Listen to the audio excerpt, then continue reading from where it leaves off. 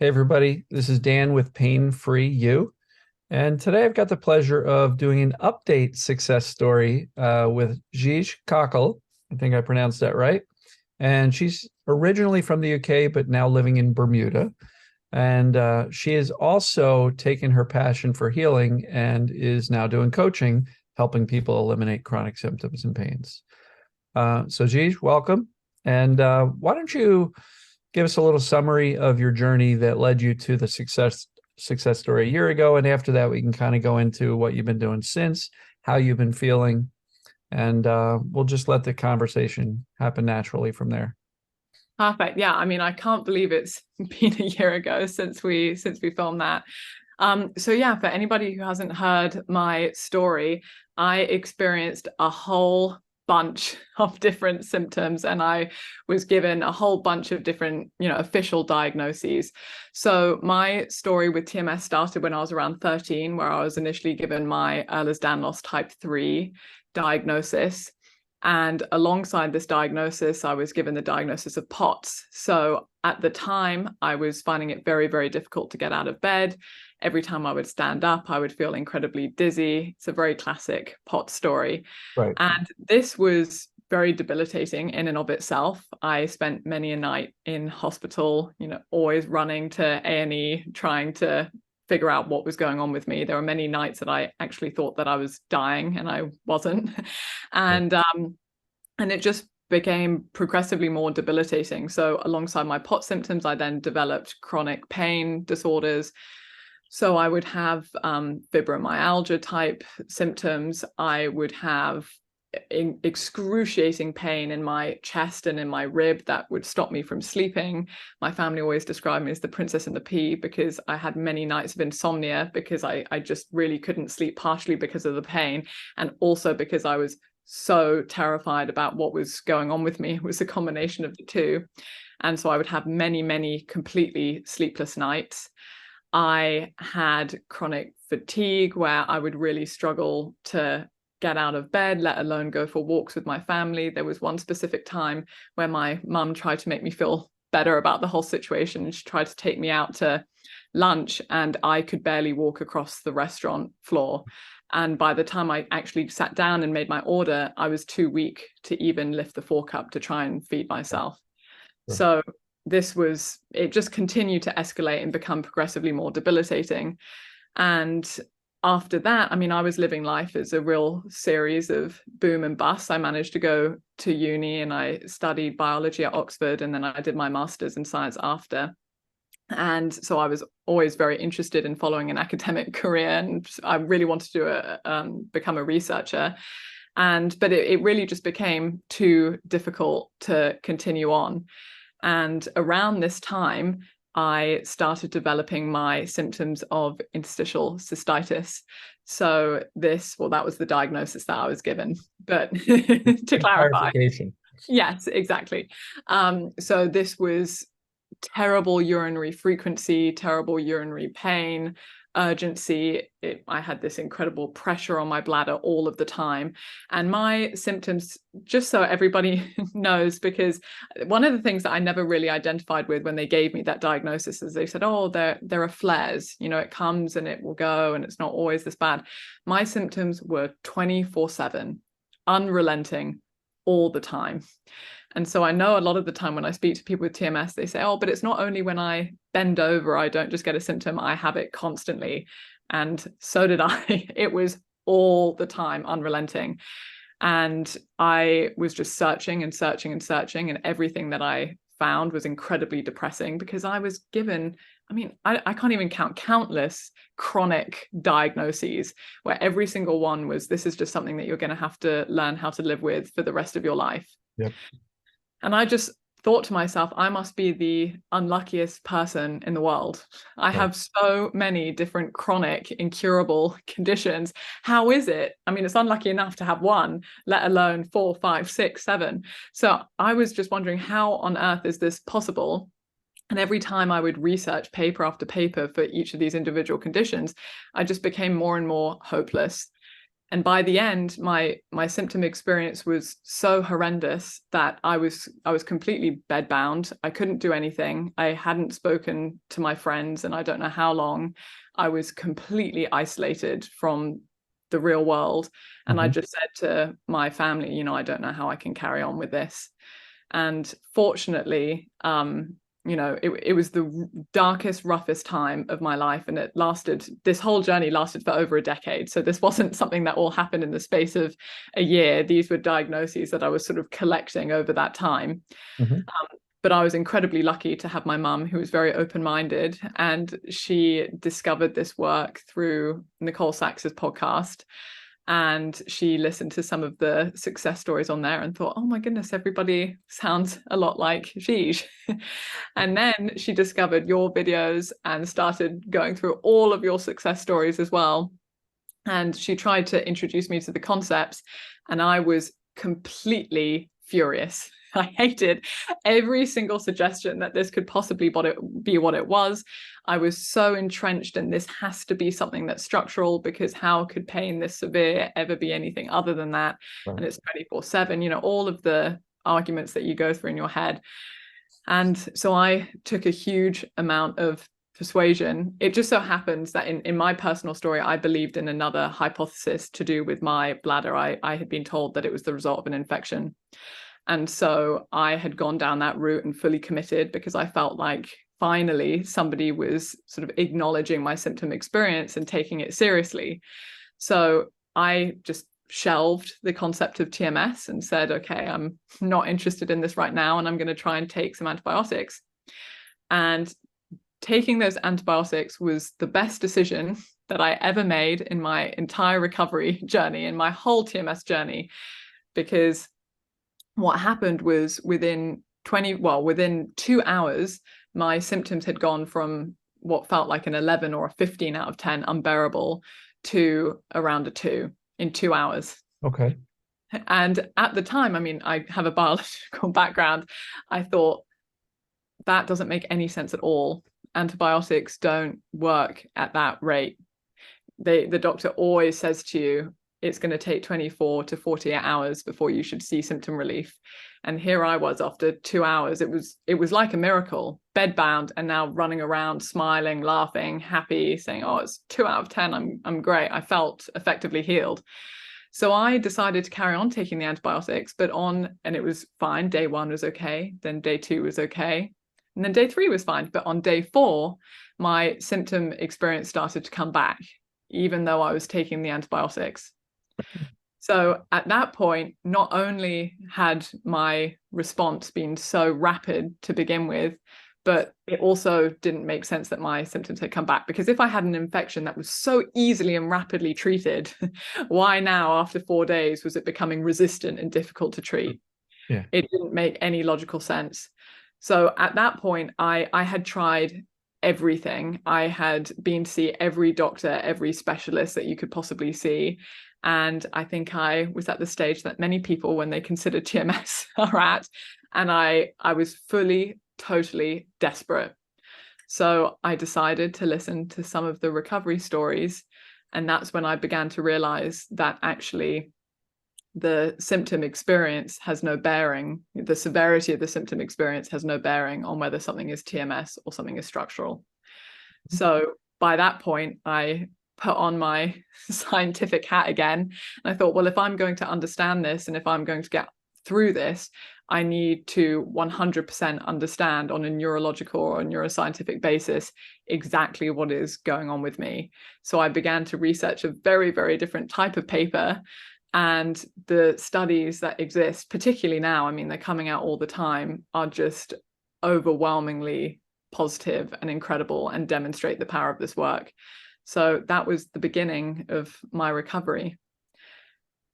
That's awesome. And so when we shot the video last year, correct me if I'm wrong, you were pretty much all symptomatic, like asymptomatic, no symptoms. Yeah. I was 100% better by the time I spoke to you last year. Absolutely. And the best, oh, sorry, go ahead. Well, how soon after your realization that, holy crap, maybe this is really the way to go, and this is what applies to me, how soon after that did you get through these symptoms and eliminate them? Was that a long journey, or was it? So I'm really annoying when it comes to this question because I never answer it. And the reason why I never answer it is because I feel like, and this comes with the clients that I work with, where I don't feel like the rate of my recovery can ever do anybody any good. Because if people get better faster than me, they don't care because they're better and they don't care how long it took me. The only time it becomes relevant is if people get better slower than me, because then it starts to be used as, oh, well, maybe I'm doing something wrong, or maybe my brain isn't as, receptive, or am I actually going to be able to get well? So I never say how long it took because it can only be used as a negative. But the one thing I will say is it was not overnight. Yeah, and that's a great clarification because it's such an easy question to ask. And it's like, oh, she got better in X amount of months or years or whatever. And you're right. If you're 5 months in and somebody else got better in 4 months, then you're saying I did it wrong. And if you're 6 months in and somebody says, yeah, it took me 2 years to get better, you're like, oh my God, I don't have another year and a half. Panic in both sense. And so your journey is not somebody else's journey. Totally. Everybody gets better at different speeds. And one of my general answers when people say, well, how long is it going to take me? So it's up to you. It depends how long it's going to take for you to dial down the fear with the accurate knowledge and convince your scared, freaked out subconscious brain that you're actually okay. Mm-hmm. That might take you weeks. It might take you months. It might take years. How willing are you to say, I know what's going on, so I'm choosing to set aside the fears. I'm going to lean on the accurate knowledge of how this system called the human body, brain, and nervous system works, understanding the cause of pain and understanding the solution. So the speed for anybody watching, and it was a great lead in, geez, the speed of recovery is absolutely dependent on your ability to negotiate and neutralize the fear. Totally. I really describe recovery as the process of letting go. Mm-hmm. It's actually just the process of realizing that there's nothing wrong with you. That TMS, or perceived danger pain, or whatever you'd like to, call it, I almost wish it didn't have a name because it's a fundamental part of the human experience. No one really identifies structural pain. And when we get up in the morning, we don't think, oh, how unfair is it that if I fall over today, that it's going to hurt? We don't even think about that because it's just part of our everyday life, and we accept that it's part of our everyday life. Right. And it's the exact same with this form of pain generation or this form of symptom generation. It is just part of being human. And there's a whole bunch of incredibly interesting theories and ideas on why TMS has evolved as, an evolutionary adaptation to being a social species. It allows us to bond with one another. We know that pain is contagious. Mm-hmm. And why might that be the case? If somebody else develops pain and we also develop pain in the same area, that allows a form of social bonding that allows us to maintain an emotional, cohesion within a social group or a social structure. So there are benefits to having this mechanism. It is not all downside. And so often the traits that make us more likely to develop symptoms, if we're hypersensitive or we're a people pleaser or we're empathetic, these are actually traits that allow us to be well liked amongst people as well. So TMS is not just a downside.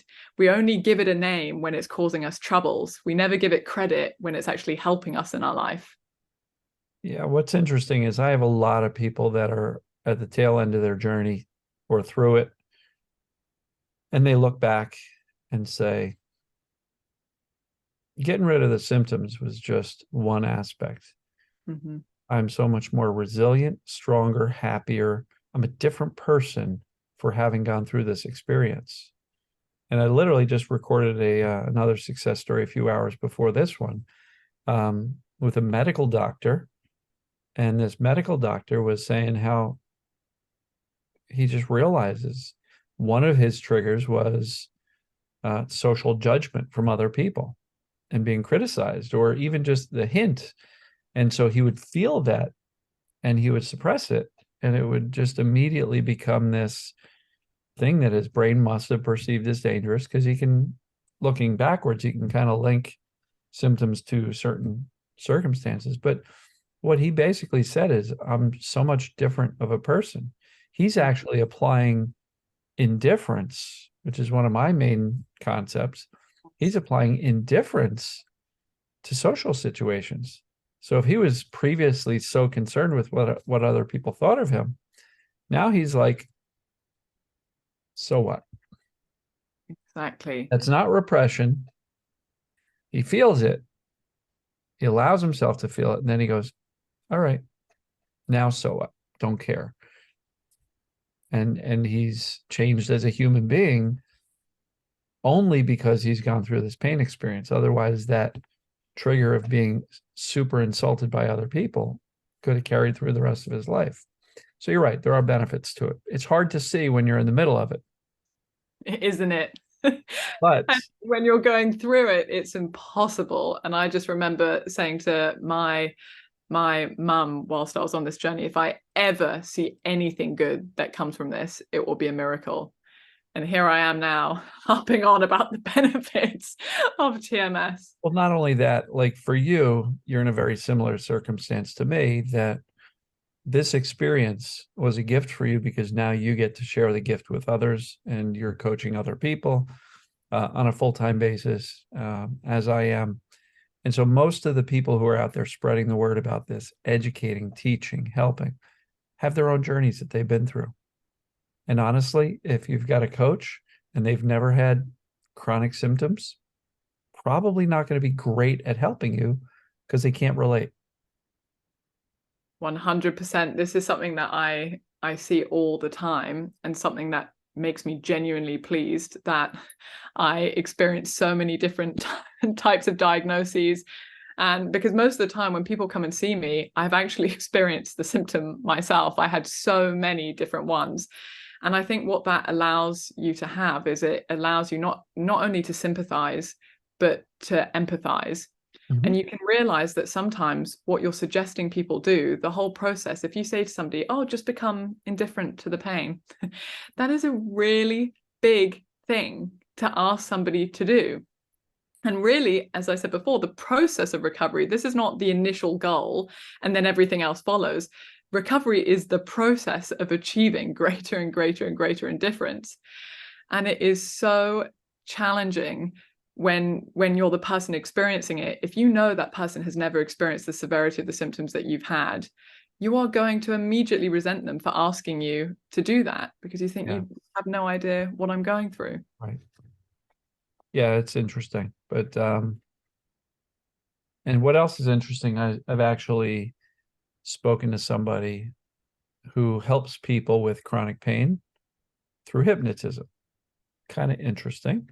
And I'm still looking for evidence that that's a successful way of doing it reliably.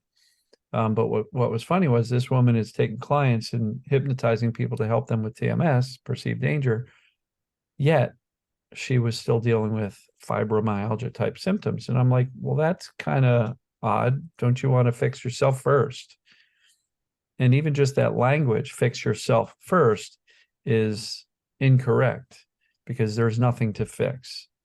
And if I didn't catch myself in that statement, I hope you would have, because you would have been like, hey, Dan, but does she really have to fix anything? No, she has to teach. I like the teaching concept more than fix or heal even. I won't use the word heal. Almost never. Yeah, it's so interesting. And I think there you raise the concept of perceptions, which is everything. You know, with my situation, I actually did hypnotherapy for a decent while before I ever came across TMS. And what I noticed was I found it profoundly soothing in the hour or the hour or two after, because it was a really genuinely effective way at soothing my nervous system down. The reason why for me it didn't help me as much as it actually could have done, is because my perception of my symptoms hadn't changed. So I was going in to that appointment and I was thinking, okay, well, this is a chance for me to calm down. But I wasn't thinking, I'm actually fine. There's nothing wrong with me and I can calm down. I was thinking, I am so stressed out with my symptoms. I've got no idea what's going on with me. I hope I'm okay during this appointment. I don't know if I can actually sit in the appointment for an hour. And, I'm just going to try my best to see how I get on. Yeah.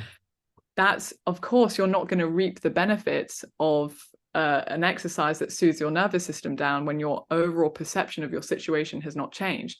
And that's really actually why when you think about CBT as another modality compared to TMS or mindfulness, the approaches are fundamentally similar.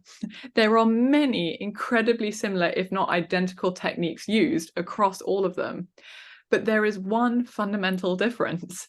And the fundamental difference is in CBT, you're told, we don't know what's causing your symptoms, and you may have them for the rest of your life, but we're just going to learn on acceptance, and we're just going to learn to accept them. If you're the person who's experiencing the symptoms, you're going to say, are you kidding me? There is nothing that makes me want to accept it less. You feel more repelled by the idea. Whereas with TMS, they say, we understand what's going on with your symptoms. We understand that there is an existence of a danger alarm signal in the brain. We actually understand how these neural pathways are reinforced, explaining why your symptoms have got worse over time. But the best part about it is because your brain is neuroplastic, you have the opportunity to 100% heal. Mm-hmm. For the short term, we're asking for short-term acceptance for long-term symptom-free, to become symptom-free in the long term. And what I always point out is that acceptance is much different than resignation. Yes. We're accepting where we are right now, right?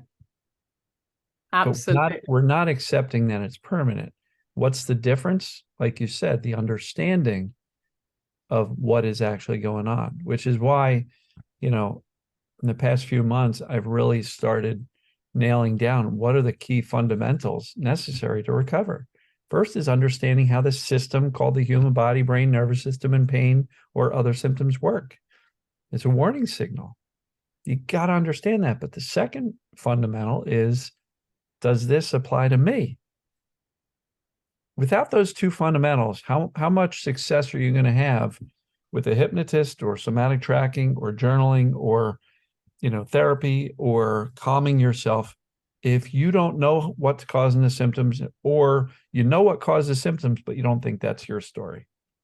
How are you possibly going to convince this brain that's creating the symptoms to turn them off if you don't even understand what's going on or believe that it applies to you? Key fundamentals. Fundamental 3 is there's a solution. Fundamental 4, just as important, is do I have what it takes to implement the solutions? Because how many times have you heard in your coaching clients, geez, I don't know, I'm so anxious and scared. I've been in a state of high anxiety my entire life, and my symptoms are so strong. I don't know if I can overcome the fear. Well, if you are telling yourself that story that you're not going to be able to do this, you think the brain's going to say, no, let me show you. No, of course. So the 4 fundamentals: what causes it? This applies to me. There's a cure, and I'm capable of implementing it. And my biggest argument for being capable of implementing it is you're a human being, just like everybody else who's had it and gotten better. So if they can do it, you can do it. Well, I'm too anxious. Yeah, but look at the success stories. Many of these people were freaked out. And look at your story. You were in a panic, bedridden, housebound, not living life for over 10 years, and things got compoundingly worse. So for anybody who goes, well, my symptoms are too extreme. Hello, look what Gigi did. And she got better to the point now where she is able to help other people. So foundation, critical, the knowledge. And that knowledge builds a foundation for calm. Because how are you going to calm down if you still think you're broken or diseased or some mysterious illness that hasn't been discovered yet? Totally. I feel the exact same way. And another thing that I would add to all of that in terms of, can I get better? Well, let's take a look at your personal story. The very fact, the only thing that you need to recover is neuroplasticity. So the question I often ask is, were you born with these symptoms? No. So in order to have developed these symptoms, your brain has to be neuroplastic. In order for your symptoms to have got worse over time, your brain has to be neuroplastic. Now, that is the only thing that you need to get well. So you possess, whether you like it or not, you possess the fundamental and the only tool that is required to actually improve your symptom experience. Yeah. And in my understanding and the things I've shared is that your brain's going to wire your dominant thoughts. So if your dominant thought is, I'm in trouble, this hurts, ouch, I can't live with it, this is scary, fear, fear, terror, terror, terror, that's what your brain's going to wire. But if you start to change the story and change the literally instructions to the brain, even just saying, you know what, I'm actually good, those are instructions, right? Yeah. And it doesn't have to be overly complex, but you are right. Neuroplasticity, I don't go too deep into it because I don't want people to start thinking about brain rewiring and brain retraining and all of this stuff, because many of those programs are wonderful. They have a lot of success out there, but from my view, I think many of those programs overcomplicate a process, which the brain naturally does all by itself. We don't have to think about it. And I always point out, where else in life, when you are learning something, going to school, learning a musical instrument, playing sports, whatever it may be doing, a baby learning to walk, when did you ever have to start thinking about brain wiring? Never, ever. 100%. I say this to everybody all the time. The differences with those programs is they imply that rewiring is an active process, something that is controlled by your conscious brain. It is never controlled by your conscious brain. And I can confirm to anybody now sitting here symptom-free that in that whole journey, I did not once learn how to wiggle into my unconscious mind and rewire my brain and move one neural pathway to another neural pathway. Your brain responds naturally to the input that it's getting, in the same way that you have never taught your body how to mount an immune response. Right. You have never instructed your body or given your body the instructions for how to do that. It just does it. You have never taught your brain or your body how to regulate the nervous system. You have never taught your brain or body how to maintain your temperature or your blood pressure. These are not things that you have ever learned. So how could we possibly assume that we're good at teaching them when we never ever learned them in the first place? Recovery is about regaining the trust to allow our brain to do what it knows how to do. It knows how to rewire. We don't have to teach it. So I completely agree. It's about moving from an active fixing mindset to just a passive, I can let this go, because in the same way I never taught my brain how to rewire to reinforce the symptoms, why would I need to do that now to recover? Yeah. Yeah. So on the point of neuroplasticity, I've absolutely heard in this mind-body TMS space, people say, yeah, but my neural pathways are really well worn because I've had pain for a long time. So isn't it going to take a really long time to rewire it? And my answer is no, because if you can learn to play a scale on a piano in 2 days and the brain can form the connections to remember that and start building muscle memory, it will create new painless, pain-free neural pathways around these well-worn pain pathways just as quickly as you can learn virtually anything. The brain can make a decision in an instant to use the pain pathways that have been there for a while or to not use them. So we don't have to get caught up in that whole neuroplasticity. Once it's wired, it stays. No, that's not how it works. You're right. The input. And I think, people say, well, how do I impact the neural pathways or the subconscious mind? The only thing we have at our disposal is our conscious mind. Mm-hmm. So by consciously knowing what's going on, reminding yourself that you're okay, being okay, thinking, acting, and behaving as if you're okay, right? Don't be running around extremely fearful. Don't avoid everything because you're so terrified of symptoms. Like, think, act, and behave as if you're okay. The brain will eventually go, wow, look at Gigi. She's doing all sorts of cool, normal stuff. I guess she's okay. And the whole system can calm down. What happens with wiring? Takes care of itself.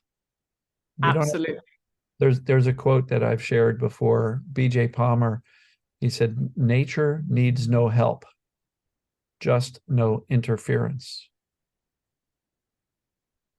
I love that in this regard because the brain and the body knows what to do.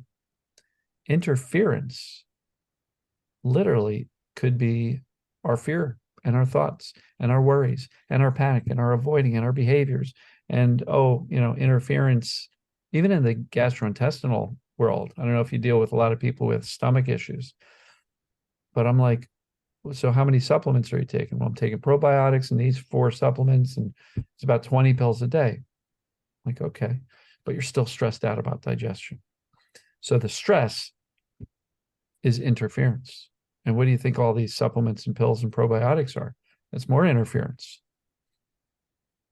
So what would happen if you could know that your body and brain and gut will take care of itself once you get rid of the interference, the freak out, fear over your digestion, and all of the supplementation? And even food elimination diets are just more fear.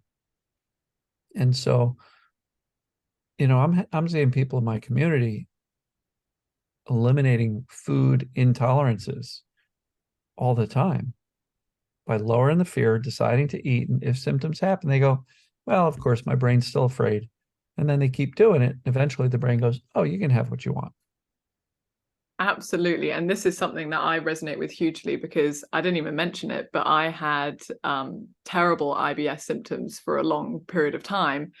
And I also, with my interstitial cystitis, I was given a whole bunch of foods that I shouldn't eat. And so, you're given all of these different instructions for you've got to avoid this and you've got to avoid this.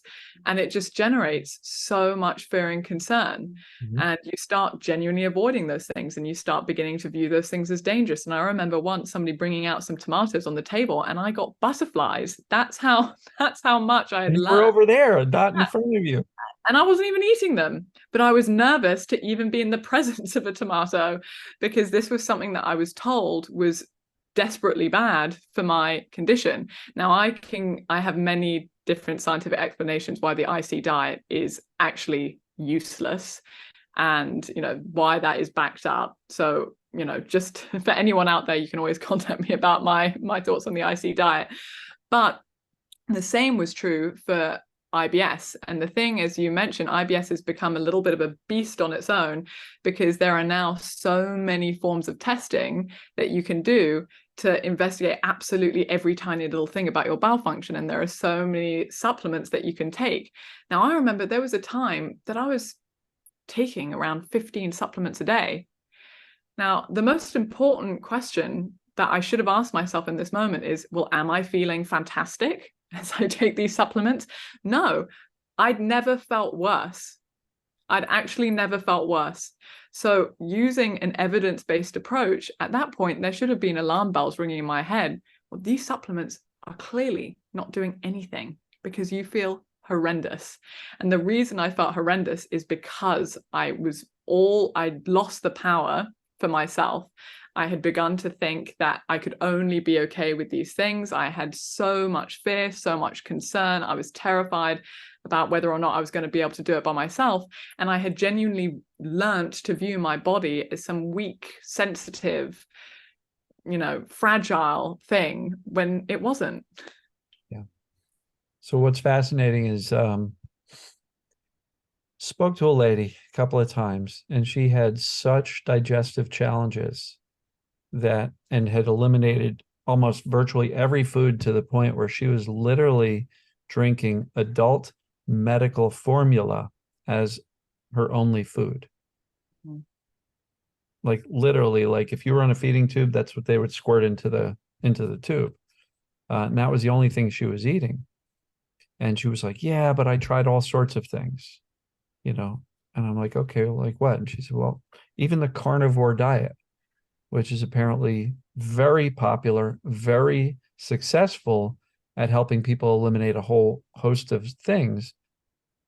But she was like, that didn't work. I said, well, were you still taking your supplements? Yeah. I said, then you didn't try the carnivore diet. You tried a meat only diet plus 20 pills a day. How could the carnivore diet work while you're still putting all this, synthetic chemical product inside of you?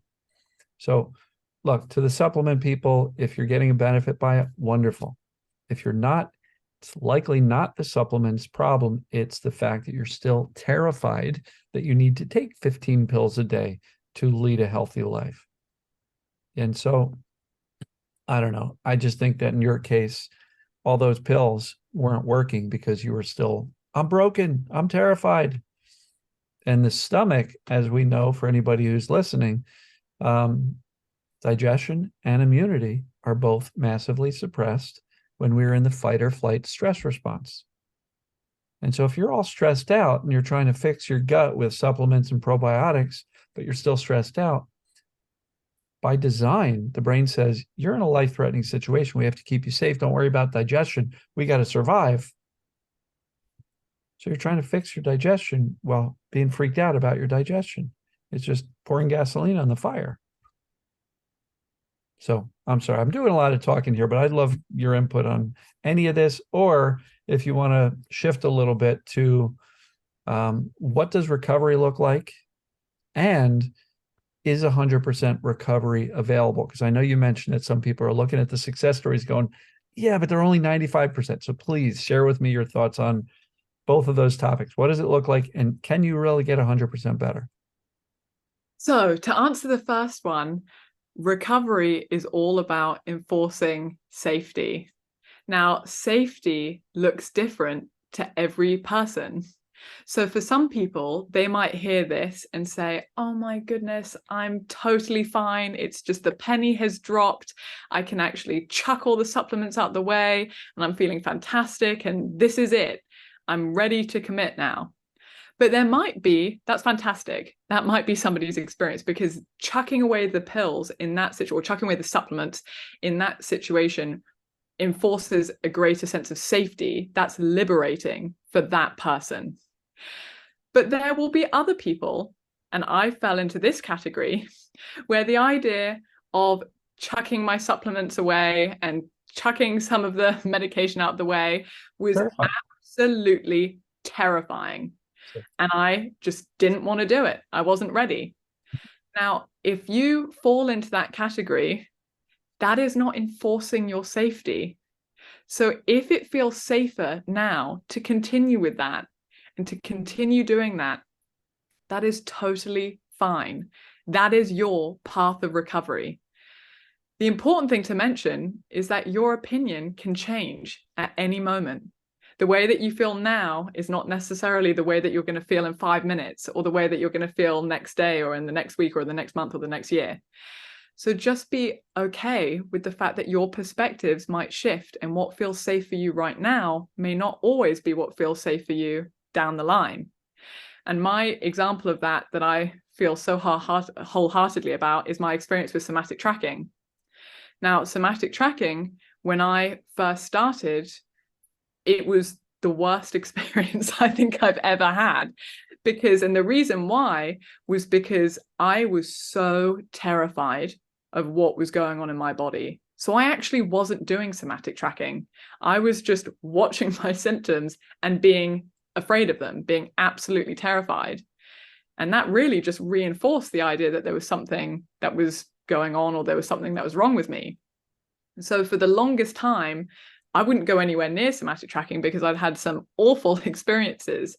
But down the line, as my confidence grew and as my perception and my relationship with my symptoms changed, I began to realize, hold on, these things are temporary. These are not going to destroy my life forever. And they began to hold less and less power over me.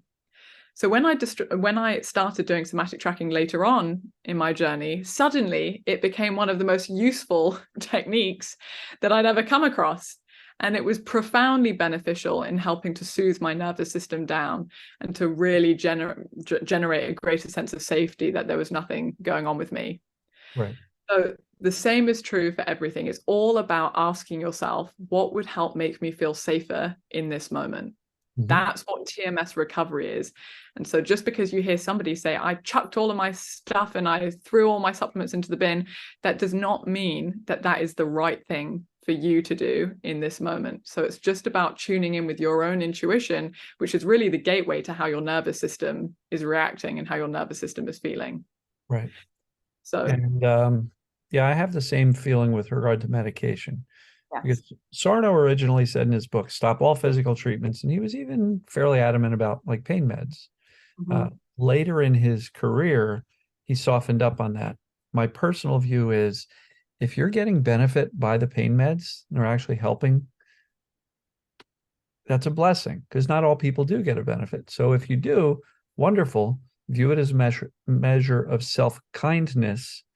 Yes. And to use the language that we're using now, and a measure of safety. This pill will make me feel safer. And like your experience with the antibiotics, I've heard stories of people with migraines that have a migraine hit them hard. They take their migraine medicine, and like by the time they're swallowing it, they're starting to feel better. Exactly. Why? Because they know this is going to help me. And immediately their brain goes, oh, safety, or even control. And so it's a great determining factor. Should I do this? Should I not do this? What should I do? What's going to make you feel safest in the moment? Taking an over-the-counter pain med, even taking a prescription pain med, wonderful. Do it. Be kind to yourself. It's not a cure, but it is a measure of self-kindness. Hey, if you feel safer taking a few supplements, by all means, please do it. And you can stop once you no longer need them because you're feeling so good, is my approach on meds, supplements, things like that. I draw a little bit harder of a line on things like chiropractic, physical therapy. Let me treat the body for the body part that's hurting, because that definitely lends to a confused brain. Because every time you're treating the body, the brain goes, so it must be a body problem, right? You're telling me about this TMS, mind, body, perceived danger stuff, but why do you keep on treating the body? And so it's hard for the brain to let go of the body focus if you're continuing to point at the body and go, see, I'm fixing that. So a little bit of nuances there, but hopefully that makes sense to you. Yes, absolutely. I completely agree with that. And the other thing about visiting practitioners that are teaching a very structural based approach is when you go, often they reinforce your fears. So they say, oh my goodness, your back is so tense, or I totally understand why you're in pain because of X, Y, Z reason. And that just reinforces again the idea that there's this structural component. Whereas in reality, we can have this tension and we can have these structural abnormalities, but they're not the cause of our symptoms. And it makes it really difficult when you're in that environment, particularly when you're the person experiencing the symptoms, to be able to differentiate between that. Yeah, I just got into a little bit of a dialogue, almost a debate with somebody. They're not a client of mine, but, messaging me a little bit. And he kept on arguing the point of herniated discs. I'm like, well, look at the statistics. At my age, there might be, 60% of the people with no symptoms have herniated or bulging discs at one or more levels. So what's the proof that that's the cause? And so, in my opinion, how symptoms behave is much more of an indicator of the condition of, or the cause of the pain. So you can see something on the MRI. And actually, Dr. Schubner, an amazing TMS mind-body doctor, put out a video that says all MRIs are normal. And that sounds ridiculous because everybody's like, no, they're not. Some look really bad. All MRIs are normal because almost all MRIs have abnormalities. And even Sarno said it 40, 50 years ago. These are normal abnormalities. That's not the cause of the pain. So we have to evaluate how the symptoms are behaving to really rule in this thing called mind-body syndrome, TMS, perceived danger pain. What you see on the imaging study might have nothing to do with it. And so we talked about what does recovery look like and what's the key element, which is how do I feel safer? Can people get 100% better? And Yes. tell me what you told me before about the success stories and how that. Yes, absolutely. I want this to be said in no uncertain terms. You can 100%, 100 out of 100 get better. And I think a lot of the time people come on and they do their recovery stories. And when they're asked how they're feeling, they're saying, I'm feeling great. I'm feeling 95% better, or I'm feeling 98% better.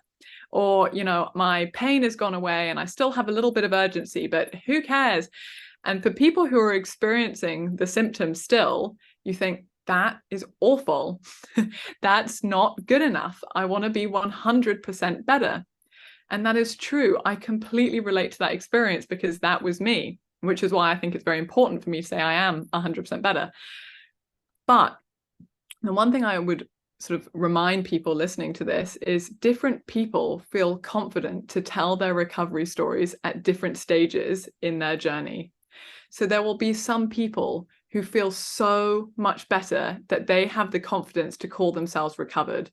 It just so happens that being the perfectionist that I am, I wasn't going to say it until I felt like I personally was 100% better. But that's not the case for everybody. And just because they're coming on and talking at a stage where they're 70% better or 80% better, that's not to say that they're going to plateau there. There's no reason for them. If you've got 80% better, I know I'm going back to neuroplasticity, but if you've got 80% better, there's no reason to stop at 80%. You can get to 100 because you have the fundamental tools. Your brain has the fundamental ability to rewire to 100%.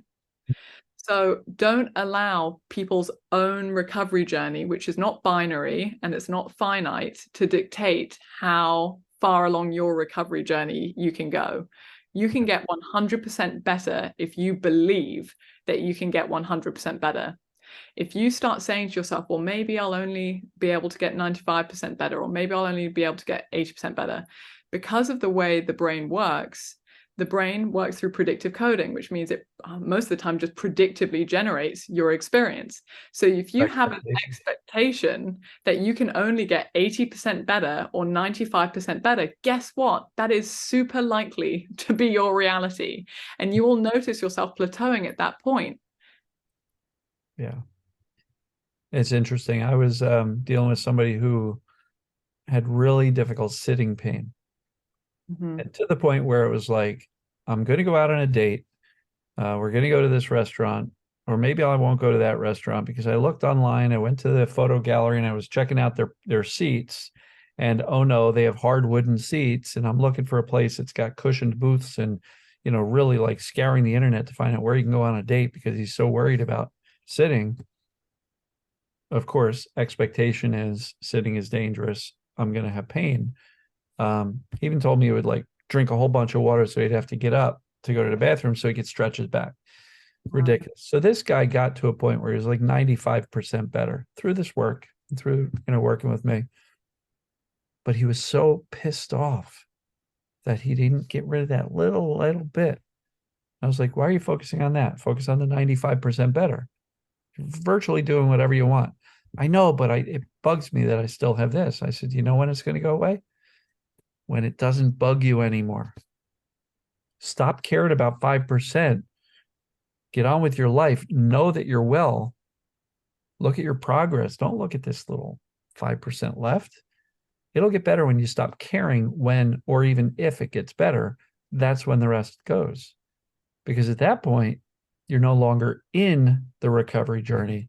You're already at the point where you go, there's nothing to heal. There's nothing to fix. I'm already okay. So what am I worried about the fact that I'm like almost there? That's like saying on a running a marathon, 26.2 miles. I've run 26 miles and you're so pissed off that you didn't cross the finish line yet. Just keep going. You'll finish. Oh, but I didn't make progress. How can I be happy? I'm not all the way there. You just ran 26 miles. You just got 95% better. Why are you so upset? So And Gigi and I were talking earlier how for somebody who's deep in it and hasn't recovered at all, if you were to say to them, what would you think about a 95% recovery where you can live life like virtually symptom free with a couple little tiny, niggles once in a while? What would you think about that? They'd trade it in a heartbeat. But when you're stuck in that fear and terror and catastrophization, hearing somebody say, I'm 95% better, that's not good enough. How many people have said to you, I don't know if I should do this work. What if it doesn't work?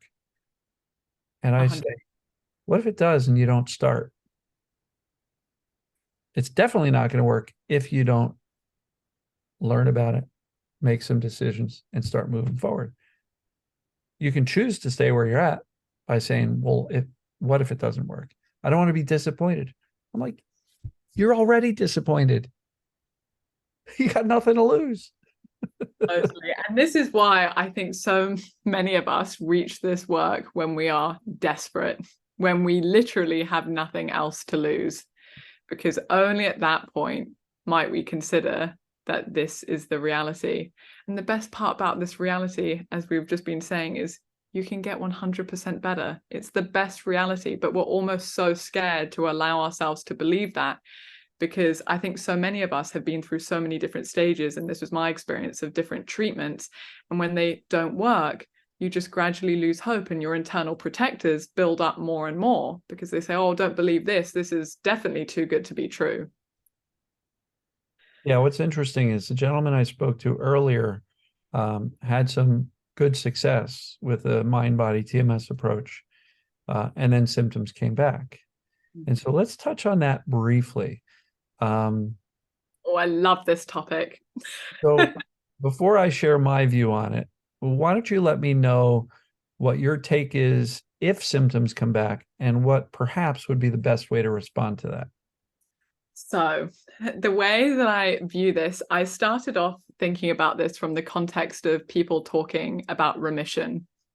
And I hate the word remission. And the reason why I think it is completely silly in this context is because nobody uses it in the context of structural pain. You don't say, I'm in remission from structural pain. You just say, oh, well, I haven't injured myself, so of course I don't have pain. Now, it's the exact same with TMS or perceived danger pain. When your brain is not perceiving danger, you don't have your symptoms. It goes away. But because this is a fundamental human mechanism, if your brain perceives danger, it should generate symptoms. This is not, the overall aim of this work is not to try and lose the potential to experience non-structural pain. It is here and it has evolved for a reason, to get us to slow down, to reduce overwhelm on the brain. That's the reason why these symptoms exist. So we're not trying to eliminate the mechanism. We don't need it to be chronic. And that's the fundamental difference.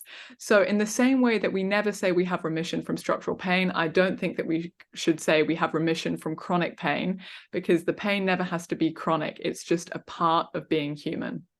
Yeah. Yeah, my view, and Nicole Sachs says it, and I'll give her credit for the quote, there's no cure for human pain, but there is a cure for chronic pain. Mm-hmm. And so I think the best way to respond to, and I use the word respond, not react, respond to a return of symptoms is call it out for exactly what it is. I know what that is. I'm not concerned about it. Yes, that's definitely what's going on. It's just TMS, perceived danger, just kind of showing up again, socially, physically, whatever. So the brain perceives some danger, symptoms are back. But if you automatically go, oh no, I thought I was never supposed to feel any pain again ever, and then you jump into a panic, guess what? The recurrence is going to take a lot longer to go away than if you just went, but I know what that is. I'm not concerned. So I'm good. I'm safe. I'm all right. I didn't do anything. I didn't have a physical traumatic bodily accident or injury. So this absolutely must be TMS, perceived danger. And some people will be like, but I got to figure it out so I don't do that again. I'm like, no, you don't. Just jump right to safety. Sometimes it's obvious, right? Sometimes you can go be like, yeah, I got in a fight with my partner. And all of a sudden I realized my back tightened up. Okay, that makes sense. That doesn't mean you can never talk to your partner again. It just means you go, but I know what's going on. And brain, here's some brain instructions for you. I'm allowed to get emotional with regard to a fight with my partner, but I don't have to hurt. And one of my group coaching clients coined this phrase: life can be very lifey, but you don't have to hurt. Yes. Which is true. We can have all sorts of life stress, but we don't have to hurt. And if we do have symptoms show up, don't panic. Immediately go right back to, I'm actually okay. And so to me, that's the best way to handle a recurrence of symptoms and also a flare up of symptoms. Because how many times have you worked with somebody and they're like, I was doing okay, and all of a sudden, whammo, not sure what happened, but I'm in a tough place. And their immediate response or reaction is panic, as opposed to, perceived danger must have gone up. Can I identify it? Maybe, maybe not. Are there any emotions that I should allow myself to feel? Maybe, maybe not. Let me just jump right to the fact: clarity, accurate knowledge. This is how the system works. This is all that's going on. I don't have to buy into it. I know there's a cure. I'm capable of it. I proved it before. Or even if I didn't, I know I'm on the right path. So I'm not going to give it a lot of fear or attention. And soon enough, things settle down. And I have people saying they had a big flare up in the morning. They were responding calmly. 2 hours later, it was gone. As fast as it can turn on, it can turn off. Why? Because there's nothing wrong with your body. It's all created by a brain. Perception of danger up, symptoms up. Perception of safety up, symptoms go down. So any thoughts on any of that? I completely agree. And the only thing I would add to that is a lot of the time people prioritize safety when they're experiencing the symptoms. And when their symptoms go away, they think, woohoo, I'm back to living my life in the incredibly unsustainable way that I was living it before. And I'm not going to check in on myself ever because I don't need to. And I'm just going to do everything for everybody else straight away, immediately. People pleasing, perfectionism, all that stuff. Exactly. And the thing that I would say is this is a shift in how we live our life forever. We don't just use the techniques of self-soothing, or we don't just prioritize safety when we're feeling horrendous. If we actually continue these practices whilst we're feeling phenomenal, the chances of you actually experiencing a flare-up or a return of symptoms is significantly reduced. So this is a sort of, not only is it a cure, not only is this sort of a recovery journey, if you will, because I know there's nothing to fix, but this is a maintenance program for the rest of your life.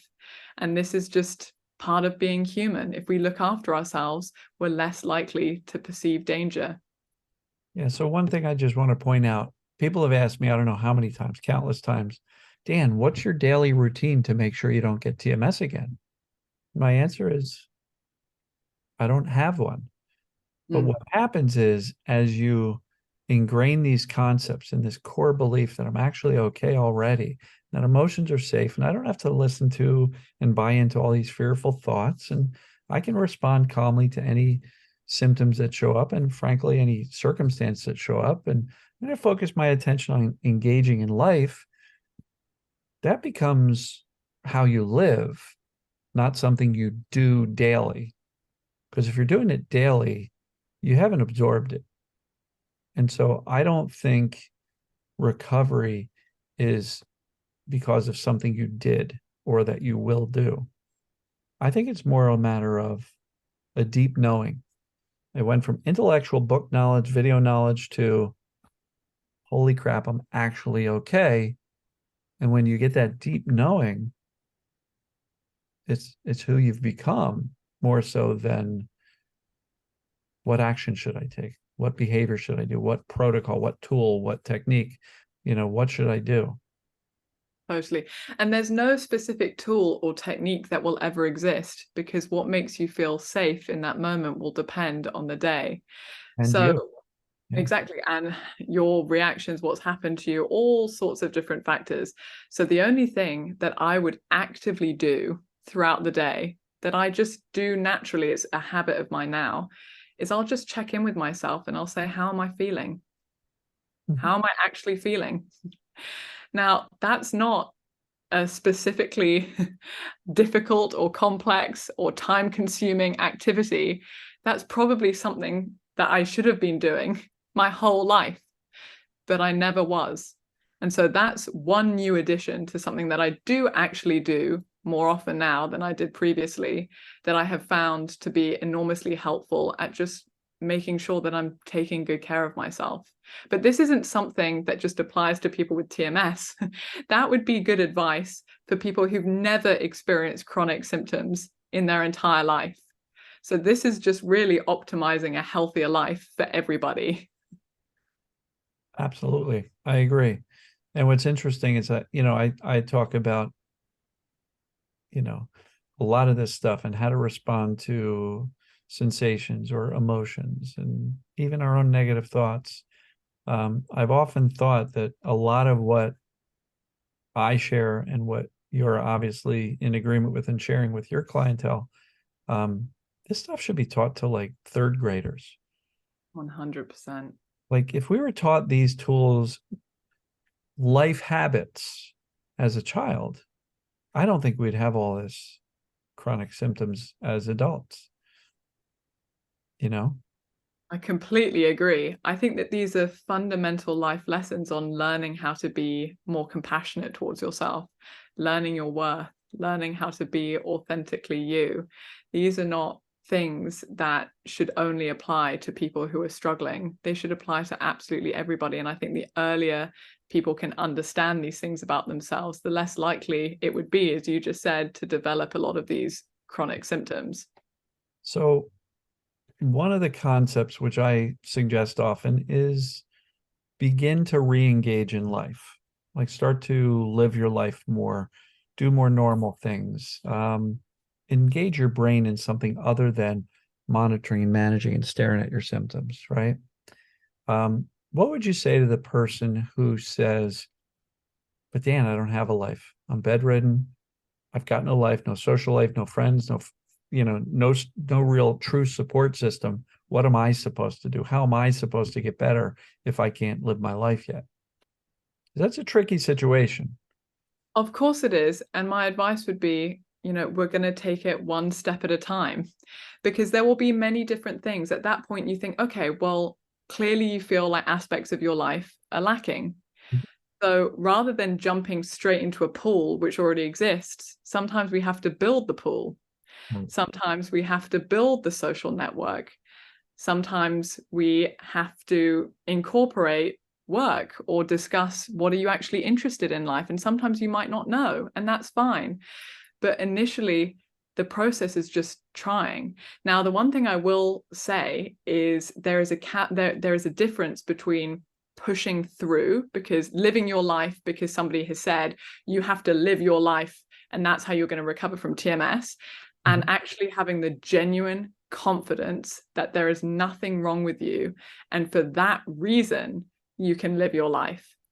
Now, if you feel like you're somebody that's pushing through, that's saying, well, I'm going on walks and I'm socializing with friends, but I feel horrendous while I'm doing it, and I just breathe such a huge sigh of relief when I'm done, that is not what we're talking about here. If that's your experience, then we need to go back a step. We need to build up your confidence and your understanding of what is actually going on with you, so that you feel excited or more open to actually doing those activities. So there is a fundamental difference between pushing through and doing things because you actually feel happy and confident to. One teaches your brain that you're not okay because you spend the entire time thinking, am I all right? Oh, it doesn't feel good. They're here for another 5 minutes. I can't wait for them to be gone. All of these things reinforce to your brain that there is a problem. Whereas the other one is liberating, that they're both the same activities, yet one is your brain perceives danger and the other your brain perceives safety and enjoyment, joy, all of these things. So we're trying to go to the confident reintegration back into life. But for the person who doesn't feel that they have a life, I totally understand that from a personal level, because I wasn't able to speak or communicate to anybody for a really long period of time. And I think actually with a lot of people, if we might feel embarrassed or nervous to admit it, but our pain can often be keeping us safe, because it's almost so scary to reintegrate ourselves or to try and do something when we don't really feel like we have a social support network. Pain is keeping us from doing things that also life might feel more scary to us than our pain does. Yeah, and I did a video on that a while ago. That was something along the lines of, are you afraid to get well? Yes, exactly. The answer is yes. And that brings in the whole secondary gain theory. And I don't like going down that path, because then you start blaming people for their own symptoms, that, oh, you're just lazy, you just don't want to go to work, you just blah, blah, blah. I don't go there, but it is a protection mechanism. And if the outside world feels terrifying, the pain is the thing that helps you stay in this small little bubble called your home, your bedroom, wherever, that will keep you safer. But I agree with you completely on the concept of pushing through versus I'm okay. And the core difference is the deep knowing that I'm actually all right. And I think it also gets to indifference, because if you are pushing through, you're nowhere close to indifferent. And I have a lot of people send me messages going, Dan, I'm doing this. It never stopped me. I'm still working. I'm still going to the gym. I'm still doing X, Y, and Z. I thought that was supposed to get rid of the pain. I'm like, well, not if you're doing it with a whole bunch of fear and attention and focus and frustration and anger and, hypervigilance on the sensations. Going out and living your life, yeah, that's one of the recommendations. But notice, like, it's one of the last things I talk about, which is start to re-engage in life. After you have learned what's going on, it applies to me. I can do this. I feel safe emotionally, physically, mentally. I'm going to respond to the symptoms in a calming, reassuring way, ideally indifference. But the last step is really, well, now that you got the other stuff in play, start to re-engage in life. It's not the first thing you do when you're still in a panic and you don't know what's wrong, because that causes you to push through. And so, brilliant. I appreciate that. Anything else, any other topics you want to touch on, both for my audience as well as your audience? Because we're going to share this, so I'm going to post it and obviously share it within your community. Anything else you want to touch on? One thing that I'm very passionate about is, I think, and you sort of briefly touched on it just then, where you spoke about, not wanting to get into self-blaming of, you're not good enough, or you're lazy, or you're using this for a purpose, all of these things. And I think a lot of the time, or another example of where people can be very self-critical, is when they hear TMS personality types are often sensitive or empathetic or people pleasers. Right. And we start to resent that part of ourselves, and we feel that in order to get well, we mustn't be like that anymore. Yeah, that's a misnomer. And that is not the case. If there is one thing that I can assure everybody listening, is I am still the same people-pleasing, perfectionistic, anxious personality type or sensitive personality type that I have always been. But yeah. I don't struggle with anxiety, and I am not debilitated by my people-pleasing. And it's because when we start trying to fight these parts of ourselves, they come up stronger, because what are they? They're protectors. They're there to try and keep you safe. So if you are just fundamentally disrespecting your protectors on a day-to-day basis, saying, I don't want you, leave, go away, is that ever a way that somebody is actually going to back down? In what situation like that in real life does somebody actually back down and say, you're right, I'm going to leave you alone? It never happens. In actual fact, if you say, go away, I don't respect you, I don't want to be a people pleaser anymore, that people-pleasing protector comes up even louder and says, no, you are going to have to listen to me. You are going to have to do this. So much of recovery is actually about developing a compassion for yourself on why you're a people pleaser, on why you're a perfectionistic. And rather than trying to tell those protectors to go away, it's actually about giving them the space to giving them the space to, or trying to understand them a little bit better for why they're there, and partnering with them a little bit more. It's all about internal collaboration rather than internal conflict. And I think when we start off this journey, we feel at war with our brains, we feel at war with our bodies, we feel totally resentful of everything that's happened. We often say, why me? Or I must be the most unlucky person. And the result of this journey is actually saying, oh, I understand why my brain did that. I get why this environment might be a little bit triggering for me. This is what I can do in this environment to make myself feel a little bit safer. So in that situation, by collaborating with all of those different protectors, that's when you no longer have your symptoms, because there's no perceived danger anymore. Yeah. And that brings up two ideas. One is, but Dan, I lead a very stressful life. So how am I ever going to get better? Because I can't get rid of my stress. I'm married, I've got kids, financial trouble, my in-laws are driving me nuts, and my mom is sick. And how am I ever going to get better? In the belief that I need to eliminate all the stress. The stress isn't the problem. The perception that the stress is the cause of the symptoms is the problem. We can still teach the brain that you can be stressed out, but you don't have to hurt, right? That's that whole life is lifey, but you don't have to hurt. Stress isn't the problem. And other people will say to me, but Dan, I am a type A personality. I'm people pleaser, high driving, high achiever. That's just who I am. Do I have to change that in order to get better? The answer is nope, not at all. As you were just saying, you didn't have to change those parts of you. But we can teach and instruct our brain that those parts of us don't have to make us hurt physically with symptoms or pains. Right. And I did a video called, Can I Still Be a High Achiever and Get Well? The answer is yes. We're talking about safety here. And unless you decide that being a high achiever is unsafe and should cause me physical pain, that's not true. That's a story you've made up based on your experience, but it's not fact.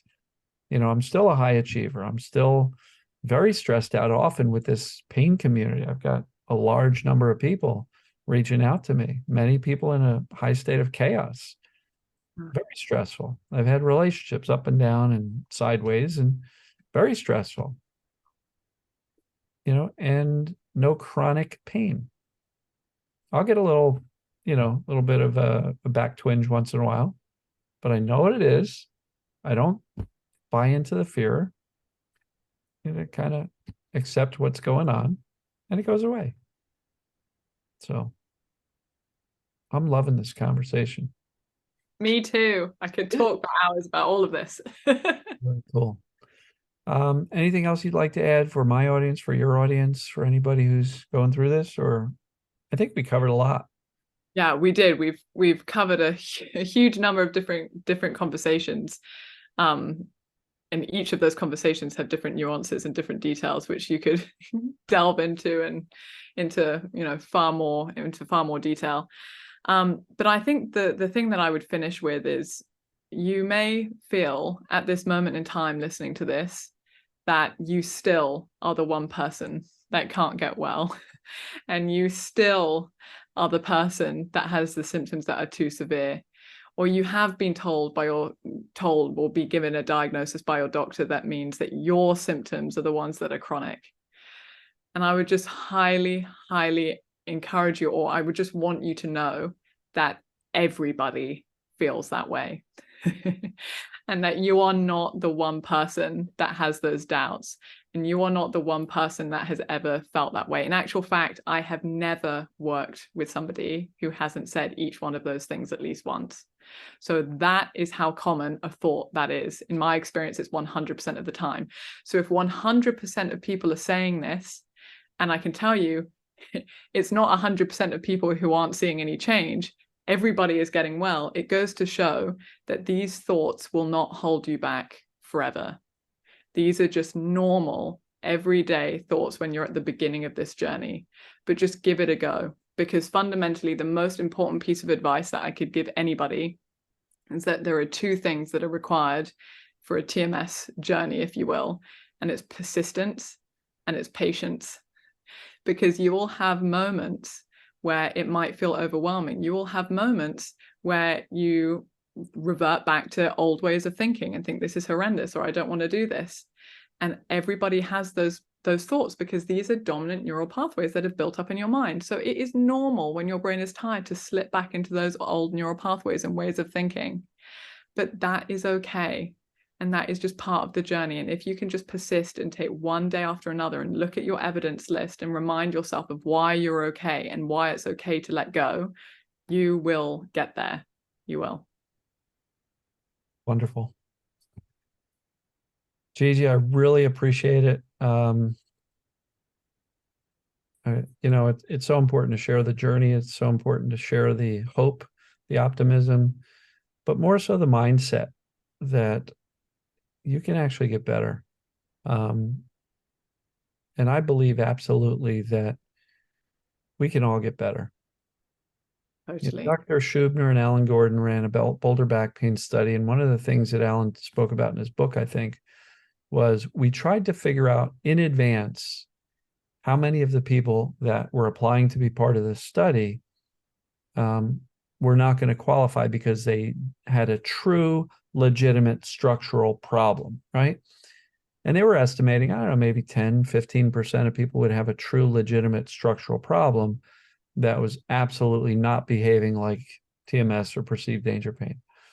And what they found after they did all the intakes and the interviews and spoke to everybody, 100% of the people had mind-body causes for their symptoms.